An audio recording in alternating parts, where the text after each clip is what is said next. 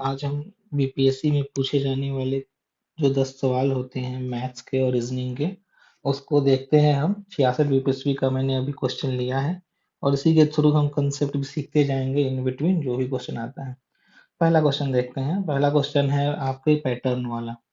तो बेसिकली ऐसे क्वेश्चंस में आपको क्या करना है कि देखना है, अगर आपको दिख रहा है कि ये जो है इंक्रीमेंट वाली है इसमें, तो ये सर्टेनली कुछ हो रहा होगा, जैसे कि एडिशन हो रहा होगा कुछ टर्म्स का, या मल्टीप्लिकेशन हो रहा है, या कुछ भी हो सकता है, स्क्वायर या क्यूब इस तरीके से बढ़ रहा होगा। तो आपको सबसे पहले वो फाइंड करना है। और इसका जो बात ये है कि आप पहले 10 सेकंड ट्राई कीजिए, कुछ अगर मिल जाए तो ठीक बात है, नहीं तो आप दूसरे क्वेश्चंस बना लीजिए, बाद में आप इसको एक बार देख लीजिएगा। क्योंकि अगर आप एक बार नहीं पढ़े उस पैटर्न में तो मुश्किल हो जाता है, पता नहीं चलता है। तो यहाँ जो नंबर दिया गया है, इसको जब मैंने पहली बार सोचा तो मुझे ये दिखा कि ये 2 का स्क्वायर कुछ है। ओके, जो अगला टर्म है वो 3 का स्क्वायर 9, और साथ में देख रहे हो आप फिर 2 से मल्टीप्लाई हुआ है। ओके, उसका नेक्स्ट टर्म जो है वो 4 स्क्वायर 16, 3 टाइम्स हुआ है, राइट। जो फोर्थ टर्म है वो है 5 स्क्वायर 25, 4 टाइम्स। तो आपको दिख रहा होगा कि जितना टर्म है उतना स्क्वायर से स्क्वायर और उतना ही से मल्टीप्लीकेशन हुआ है। इसमें मैं 1 से कर सकता हूँ। तो आपको दिख रहा है ना, 1 2 3 4। सो नेक्स्ट क्या हो जाएगा, 5 और इंटू 6 का स्क्वायर, राइट। ये जो है ये 180 होता है। अब चेक करने के लिए आप अगला भी एक चेक कर लीजिए, 6 इंटू 7 का स्क्वायर। तो वो जो वैल्यू होगा आपको वो 294 हो जाएगा। तो आप वो देख सकते हैं। ओके, तो यहाँ से आंसर जो हो जाएगा इसका वह 180 हो जाएगा। आप एक दूसरा चीज और सोच सकते हैं जो कि कई जगह मेंशन्ड है, जैसे इस 4 को आप ऐसे सोच लीजिए, 2 का पावर क्यूब माइनस 2 का पावर स्क्वायर, 2 स्क्वायर। ये वैल्यू आपकी 4 हो जाती है। उसी तरीके से अगर आप 18 को सोचेंगे तो 18 क्या हो जाएगा, 3 क्यूब माइनस 3 स्क्वायर। ओके, वैसे ही 48 क्या हो जाएगा, 48 हो जाएगा 4 क्यूब माइनस 4 स्क्वायर। तो आप ये पैटर्न देख पा रहे हैं ना, जो टर्म है उसका क्यूब माइनस उतने का स्क्वायर। उसी तरीके से जो ये 100 है, ये 100 हो जाएगा 5 क्यूब माइनस 5 स्क्वायर। तो जो नेक्स्ट टर्म जो है जो हमें बताना है वो हो जाएगा 6 क्यूब माइनस 6 स्क्वायर। ये भी आपको 180 आता है। तो इस तरीके से आप देख सकते हैं। ठीक है, ज्यादा समय नहीं देना है इस पे क्योंकि वो होता नहीं है। आप थोड़ी देर बाद आइए, थोड़ा जीएस का क्वेश्चन बना लीजिए, फिर आइए, आप ऐसे कर सकते हैं। ठीक है, तो एक ये हो गया। ओके, सो अब नेक्स्ट क्वेश्चन देख लेते हैं। यह क्वेश्चन जो है परम्यूटेशन कॉम्बिनेशन का है। मैं पहले फॉर्मूला लिख देता हूँ। एनसीआर जो आप इस फॉर्मेट में देख रहे हैं, इसका फॉर्मूला होता है factorial n divided by factorial r into n minus r का फैक्टोरियल। ओके, फैक्टोरियल मीन्स क्या होता है कि जो नंबर दिया हुआ है उसमें एक कम करते जाइए और मल्टीप्लाई करते जाइए जब तक ये वैल्यू जो है एक ना हो जाए। इवन आप जीरो फैक्टोरियल तक जा सकते हैं। वैसे आप जान लीजिए पहले, फैक्टोरियल जीरो का वैल्यू जो होता है वो 1 होता है। फैक्टोरियल का मतलब होता है अरेंजमेंट बेसिकली। ठीक है, इन चीजों में से आर चीजों का अरेंजमेंट कैसे कर सकते हैं। और फैक्टोरियल जीरो का मतलब हुआ कोई चीज नहीं है तो वो भी एक अरेंजमेंट तो हो ही गई। ओके, दूसरी बात यह है कि फैक्टोरियल एन को हम ऐसे भी लिख सकते हैं, n into n minus one into next term का फैक्टोरियल। ठीक है, इसको आप ऐसे समझिए, एग्जाम्पल के लिए आप देख लीजिए, जैसे 5 फैक्टोरियल है, इसको आप लिख सकते हैं 5 इंटू 4 इंटू 3 का फैक्टोरियल। तो इसका भी वैल्यू 120 आएगा और इसका भी वैल्यू 120 आएगा। तो आप ये देख लेते हैं। अब हम अपने क्वेश्चन पे आते हैं। हमारे क्वेश्चन में बेसिकली रेशियो दिया है इन दो टर्म का। तो अब पहले आप 2n देख लीजिए, 2n/3। तो ये क्या हो जाएगा, 2n का factorial, right, and divided by ये r हमारा यहाँ पे 3 है, फॉर्मूला में जो r है यहाँ पे 3 है, तो 3 फैक्टोरियल और इनटू हो जाएगा 2n माइनस 3 का फैक्टोरियल। ओके, बेसिकली अब ये 2n पूरा जो है वो हमारा n है।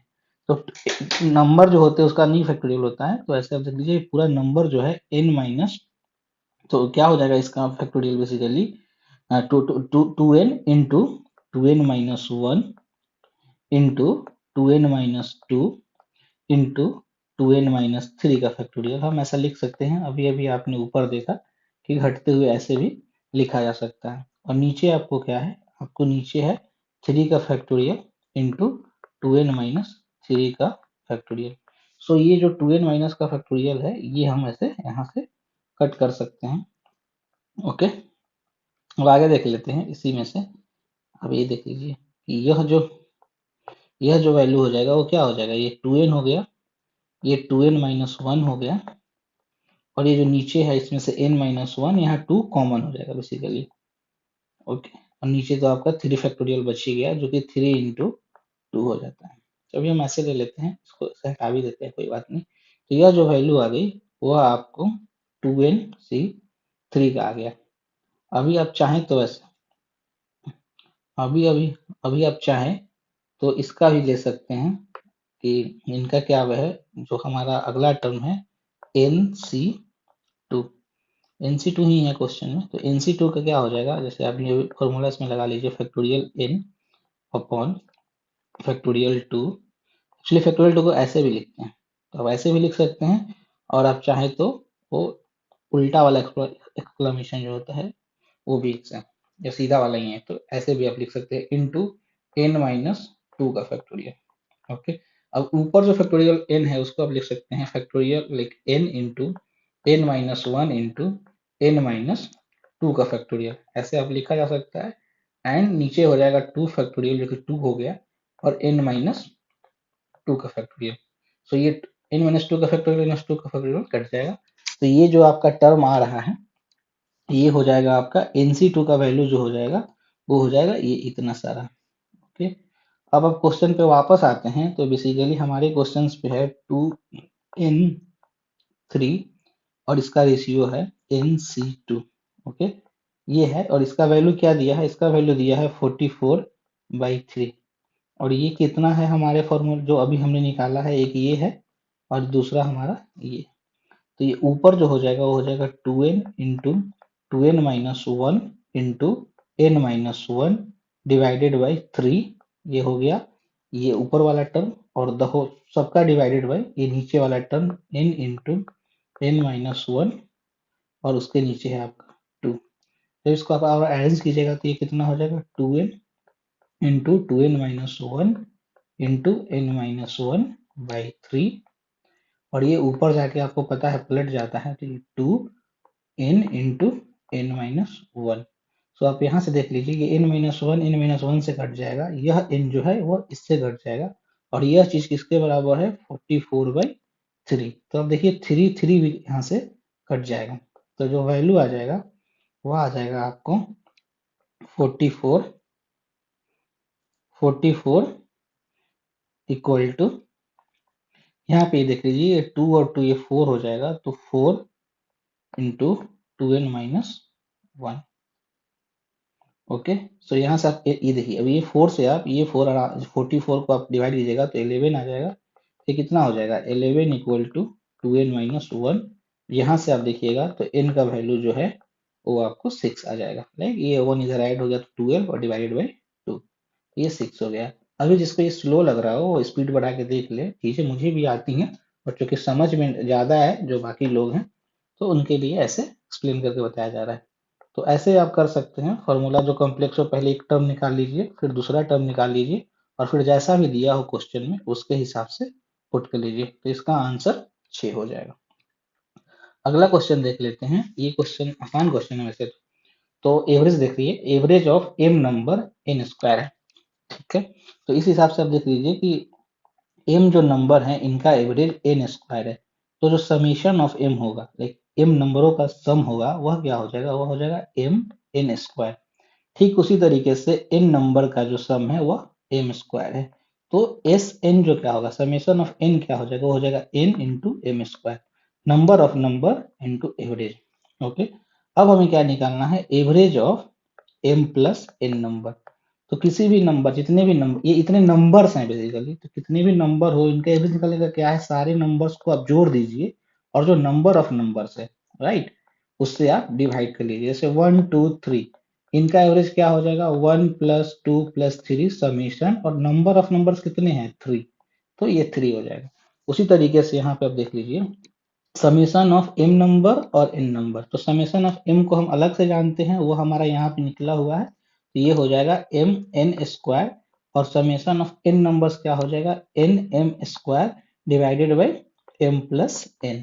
ओके, ऊपर वाले टर्म से अगर आप m n कॉमन लेंगे तो यहाँ n बचेगा और यहाँ पे सेकंड में m बचेगा, और नीचे आपका m प्लस n तो है ही, तो आप इससे डिवाइड कर सकते हैं। तो आपको यहाँ पे आंसर मिल गया m n। ओके, इस टर्म का ये आंसर हो जाएगा। जल्दी से अगला क्वेश्चन देख लेते हैं। सो तो इस क्वेश्चन में आप देख लीजिए, इस क्वेश्चन को आप कैसे बना सकते हैं। बेसिकली इसका फॉर्मूला भी होता है, आप यहाँ पे पढ़ लीजिए पहले। तो लिखा हुआ है कि 21 जो है ये लोग बास्केटबॉल खेलते हैं। अच्छा, ऐसा लिखा रहे ना तो इसका मतलब है कि नंबर ऑफ प्लेयर जो बास्केटबॉल खेलता है वह है 21। इसका मतलब ये नहीं हुआ कि ये लोग दूसरे गेम नहीं खेलते हैं। ऐसा भी हो सकता है कि इसमें से कुछ लोग जो है वह दूसरे गेम्स खेल रहे हैं। तो इसलिए आप इसको, जब भी ऐसा लिखा रहे तो आप इसको एज ए होल समझिएगा, नहीं तो लिखा रहेगा कि यहाँ पे केवल बास्केटबॉल खेलते हैं। तो इसमें ये दिया हुआ है, उसके बाद से 26 जो है वो हॉकी टीम में है। तो हॉकी भी आपको पता चल गया, इसमें कितने हैं 26, और जो 29 लोग हैं वह जो है वो फुटबॉल में है। तो फुटबॉल जो है वो आपको 29 हो गया। उसके बाद इसी क्वेश्चन पे आगे दिया है कि 14 लोग जो हैं वो हॉकी और बास्केटबॉल दोनों खेलते हैं। 12 लोग जो ऐसे हैं जो फुटबॉल और बास्केटबॉल दोनों खेलते हैं, और 15 लोग ऐसे हैं जो कि हॉकी एंड फुटबॉल दोनों खेलते हैं। तो आपको ये तीनों मिल गया, तीनों में से दो दो गेम कौन खेल रहा है। और 8 लोग ऐसे हैं जो कि तीनों गेम खेलते हैं। मैं एक और बात बता दूं कि जितना बड़ा क्वेश्चन हो, क्वेश्चन उतना ही आसान होता है, क्योंकि उसमें सारी चीजें दी हुई होती हैं, आपको एडिशनल कुछ नहीं निकालना है। तो बड़े क्वेश्चन देखकर आपको डरना नहीं है। तो पहले आप एक लेंदी मेथड समझ लीजिए। एक जो फॉर्मूला होता है, ये आप मैं कभी बाद में अच्छे से एक्सप्लेन कर दूंगा, ए यूनियन बी यूनियन सी।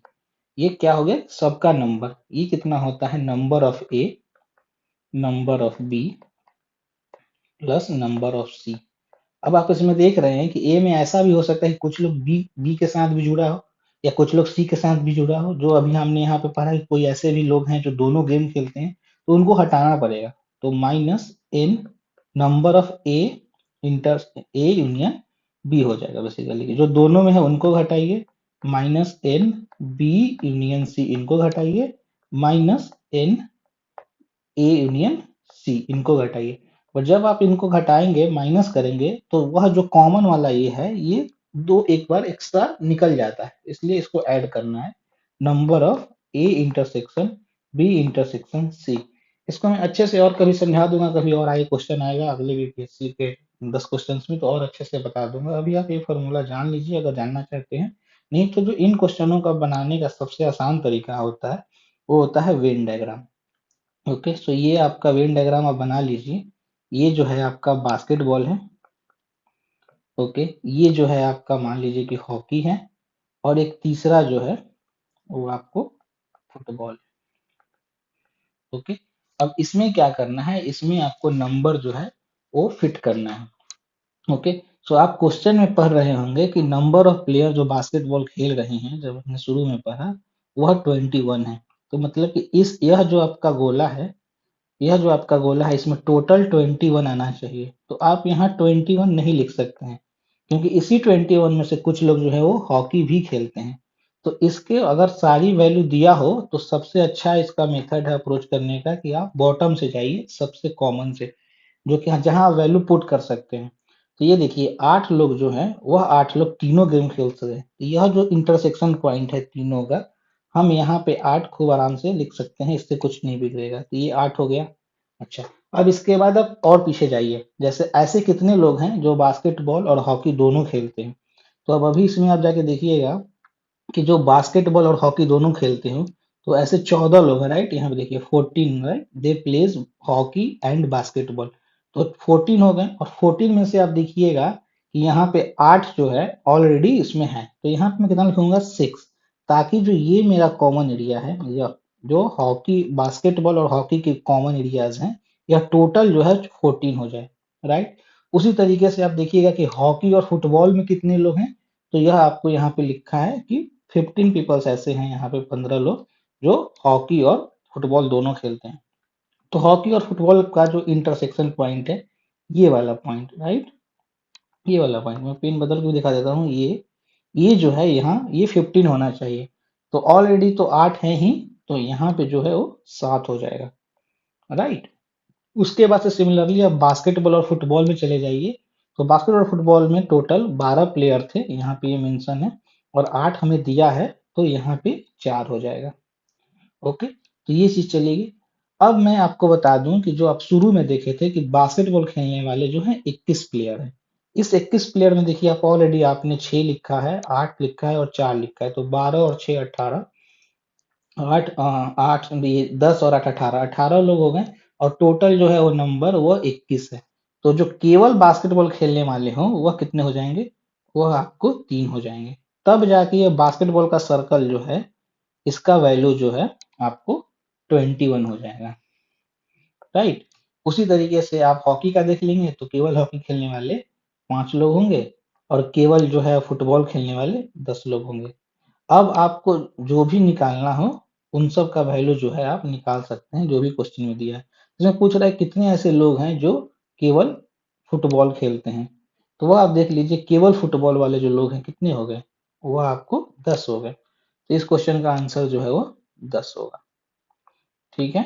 आप बार बार प्रैक्टिस कीजिएगा तो इस चीज को आप जल्दी जल्दी कर सकते हैं, इतना भी बड़ी चीज नहीं है। ओके, अगले क्वेश्चन पे आते हैं।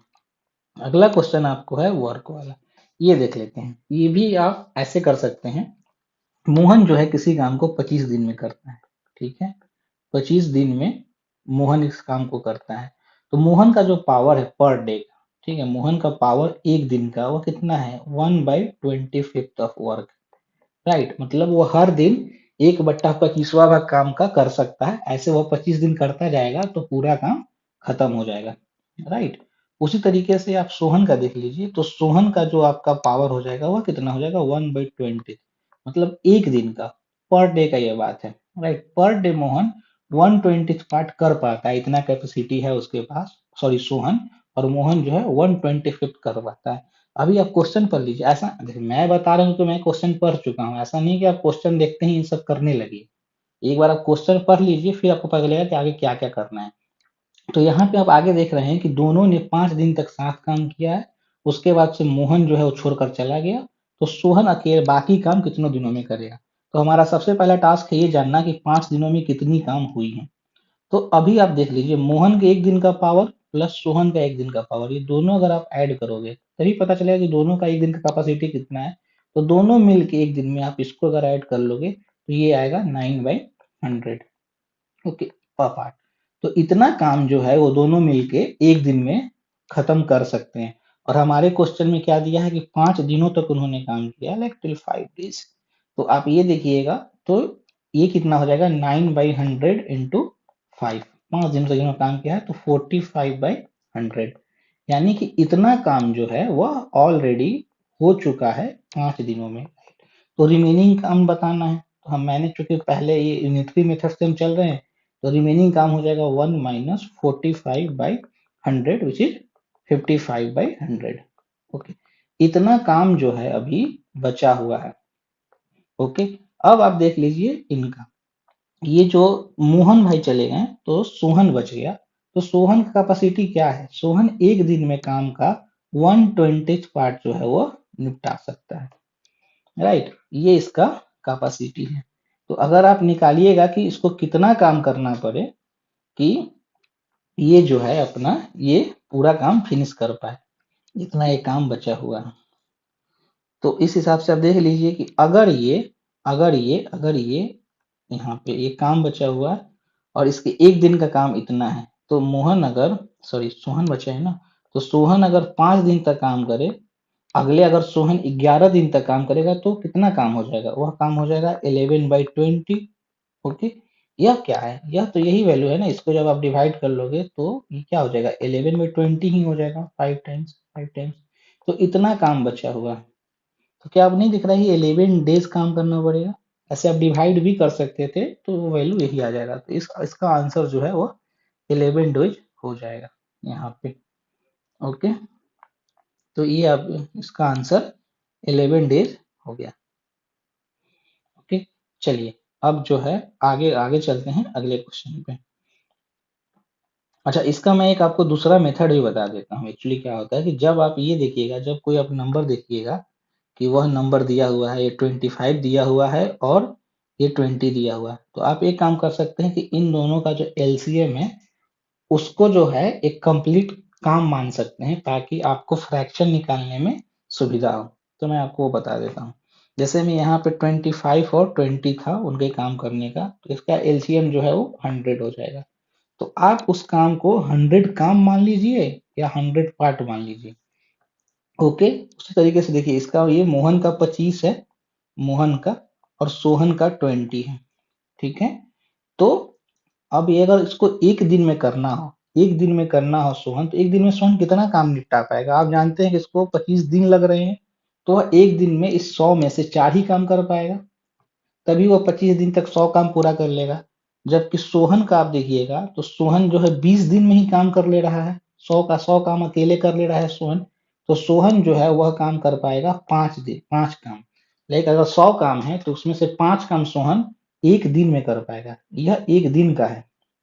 ठीक है, अब आप देख लीजिए, एक दिन में ये 5 काम फिनिश कर रहा है इस 100 काम में से, और मोहन जो है वो आपको 4 काम फिनिश कर पा रहा है। तो अगर ये दोनों मिल के काम करें तो एक दिन में कितना काम कर पाएंगे? 9 काम। ये 9 काम बोल रहा हूँ क्योंकि मैं इस 100 को 100 काम मान रहा हूँ। अगर आप पार्ट मानेंगे तो 9 पार्ट समझ लीजिए। ओके, अब इनको 5 दिन तक काम करना है, तो अगर ये दोनों ने साथ मिलकर 5 दिन तक काम किया तो 45 काम जो है वो खत्म हो गया, या 45 पार्ट खत्म हो गया। तो बचा कितना? 100 में से 45 जो चला गया, तो आपको 55 काम बच गया। ओके, अब आपको देख रहा है कि अब मोहन चला गया, तो सोहन का कैपेसिटी कितना है? एक दिन में सोहन 5 ही काम कर पाता है, या 5 पार्ट ही काम कर पाता है। तो बाकी इसको 55 पार्ट करने में और कितने दिन लगेंगे? 11 दिन लगेंगे, राइट? तो आप ऐसे भी जल्दी से, मतलब वहीं पेपर के बगल में ही ऐसे भी आप बना सकते हैं, बिना ऐसे डिटेल में बनाए हुए। इसको आप बार बार प्रैक्टिस कीजिएगा। ये जो नंबर है ना, ये नंबर आप इनका एलसीएम ले लीजिएगा, तब जाके आप उसको, आपको फ्रैक्शन करने में ये चीज जो है निकालने में सुविधा होगी। नहीं तो फिर ये फ्रैक्शन में आएगा तो फिर गुना भाग में थोड़ी दिक्कत हो जाएगी। ओके, अगला क्वेश्चन समझते हैं। अगले क्वेश्चन में बता रहा है कि 12 बजे दोपहर से घड़ी चल रही है और इसको चलना है 5:10 तक। ओके, 5:10 तक। तो ये घड़ी बना के आपको दिखा देता हूँ पहले। तो यहाँ पे आपको 12 बजे हैं, ये 12, और यहाँ से इसको चलना है, यहाँ 6 है, यहाँ मान लीजिए कि 5 है, और इसका भी यहाँ 10 है, तो 5:10।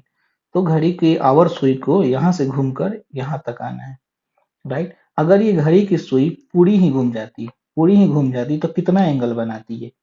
आपको भी पता है, पूरा अगर घूम जाता तो ये 360 डिग्री का एंगल बना लेती, और कितना घंटा होता? पूरा एक राउंड क्लॉक आपको 12 घंटा होता। तो कोई भी आवर अगर 12 आवर चल रहा, आवर हैंड जो है 12 आवर चल रहा है, तो वह बनाएगा 360 डिग्री। तो एक आवर में कितना बनाएगा वह क्लॉक का हैंड? तो ये हो जाएगा 30 डिग्री।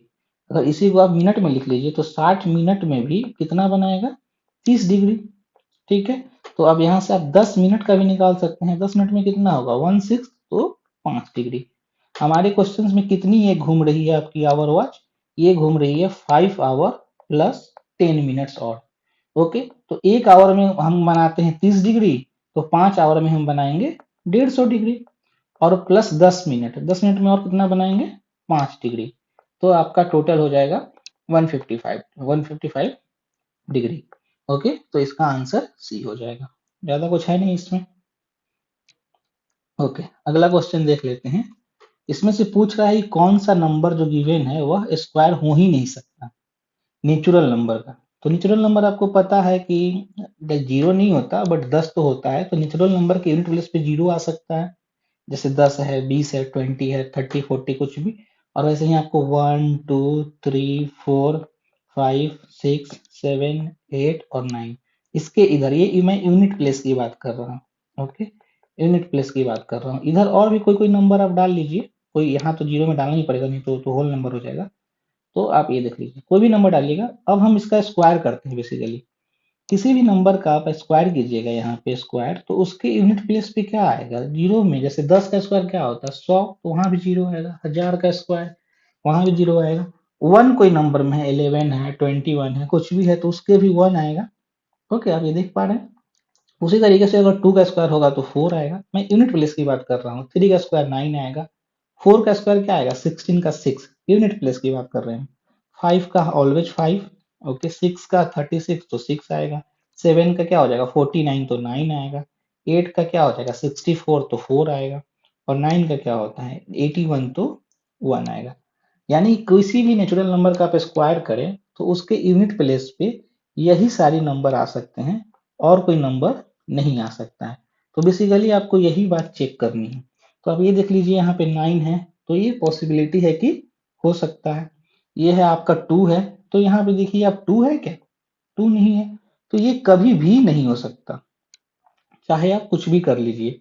ये 6 है तो हो सकता है, 1 है तो हो सकता है। अच्छा, रही बात, देखिए ऐसा नहीं है कि ये 6 है तो ये हमेशा स्क्वायर होगा ही। जैसे मान लीजिए 26 है, इसके यूनिट प्लेस पे तो 6 है, बट ये किसी नेचुरल नंबर का स्क्वायर कहाँ है, ऐसा तो है नहीं। लेकिन अब क्वेश्चन जो दिया गया है ना, तो उसमें आप यही मान लीजिए कि इसी से आपको एलिमिनेट करना है। बाकी खाली टाइम हो तो आप स्क्वायर रूट इसका भी सबका निकाल सकते हैं। बट ऐसे चूंकि हमारे यहाँ तो ई भी है एक शानदार सा ऑप्शन, तो ऐसे आप एलिमिनेट कीजिए। और अगर ऐसा कुछ आ जा रहा है, जैसे में किसी नंबर पे 2 आ जा रहा है, या आपने देखा इस लिस्ट में कहीं 3 नहीं है तो 3 आ जाए, या इस लिस्ट में कहीं पे भी 7 आ जाए, राइट, या इस लिस्ट में कहीं पे भी 8 आ जाए। अगर ऐसा कुछ आ रहा है तो वह गारंटी है कि वह स्क्वायर हो ही नहीं सकता किसी नेचुरल नंबर का। बाकी जो दूसरे हैं वो हो भी सकते हैं, नहीं भी हो सकते हैं। ओके, इसका आंसर वैसे ये है। आगे चलते हैं भाई। मैं बता दूं आपको कि मैंने भी इसका चेक नहीं किया है, आज तक नहीं किया है और कभी नहीं करूंगा, यही आंसर है। ओके, अगला क्वेश्चन देखते हैं। इस क्वेश्चन में, इस तरीके के क्वेश्चन में आप देखिएगा कि ये जो वैल्यू दिया होता है वही यहाँ दिया होता है। ओके, ये इंटरप्लेस होते हैं बेसिकली। तो ऐसे क्वेश्चंस का आपको सिंपल से ये करना है, आप इसको ए मान लीजिए इक्वेशन, और इसको बी मान लीजिए। तो आप सबसे पहले ए प्लस बी निकाल लीजिए। ओके, तो ए प्लस बी क्या हो जाएगा, यहाँ मैं लिख ही देता हूँ फिर कर लूंगा। 217 131 y and 913 and then 131x plus 217y equal to 827। अब हम इनको ऐड कर लेते हैं, तो ये आपको कितना हो जाएगा, ये हो जाएगा आपको 348x प्लस, ये भी उतना ही हो जाएगा राइट, 348y। और इन नंबरों को आप जोड़िएगा तो ये हो जाएगा आपको 23 और 13 40 और 9 8 17, तो 1740। अब इसमें से आप 348 कॉमन निकाल सकते हैं, दोनों जगह है, x प्लस वाई और इक्वल टू 1740। जब क्वेश्चन फ्रेम होते हैं ना, तो ये दोनों वैल्यू ऐसे दिए जाते हैं कि यह जो ऐड करके आए ना उससे वो डिविजिबल हो जाए, तभी जो है कोई भी आसानी से बना सकता है। नहीं तो आपको भी पता होगा पहले का रूल कि इसको इससे मल्टीप्लाई करो, इसको करो 827 से और इसको करो 913 से, पर कितना गुना भाग हो जाएगा, कर तो ऐसे भी सकते हैं, बट इसका मेथड जो है ये है। तो अभी आपको यहाँ से एक नया इक्वेशन आ गया, मैं यहाँ लिख देता हूँ x plus y equal to 5। Okay, अब इसी चीज को मैं क्या करता हूँ कि a माइनस बी कर लेता हूँ। जब मैं यहाँ पे a माइनस बी करूंगा, यहाँ पे a माइनस बी होगा, तो ये जो हो जाएगा 86x हो जाएगा। और यहाँ पे ये चूंकि ये नीचे बड़ा है, ठीक है, तो माइनस 86y हो जाएगा। ओके, और ये इक्वल टू हो जाएगा, आपको ये जब डिफरेंस निकालिएगा तो ये 86 ही हो रहा है, ये सारे कट जाएंगे, लेकिन ये कट जाएगा, तो क्या हो जाएगा x minus y equal to 1। और इन दोनों इक्वेशन को सॉल्व करना बहुत आसान है, दोनों को ऐड कर लीजिए, तो 2x, ये y कट गया, इक्वल टू 6, तो x का वैल्यू 3 आ गया। अब लगे हैं तो y भी देख लीजिए, तो y का वैल्यू आपको पता है 2 होगा, तो ये दोनों इक्वेशन सेटिस्फाई करेगा, तो आपको यहाँ मिल गया x और y।